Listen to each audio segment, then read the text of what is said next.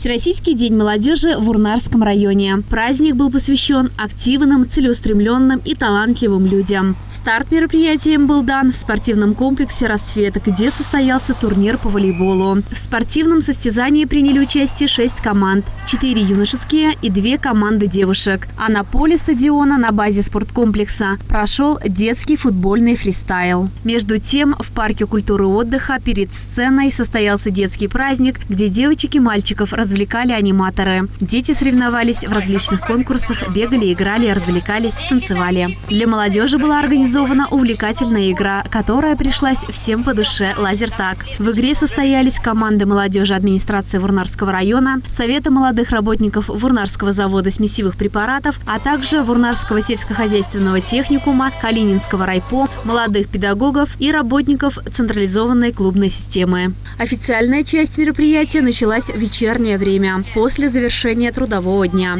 Молодежь района приветствовал заместитель главы администрации, начальник отдела образования и молодежной политики Денис Трофимов. Он искренне поздравил всех с праздником, отмечая, что в нашем районе немало творческих, смелых, инициативных молодых людей, которые имеют разносторонние интересы, показывают хорошие результаты и в учебе, и в труде. Далее последовала церемония награждения. Денис Юрьевич вручил почетные грамоты администрации молодежи района.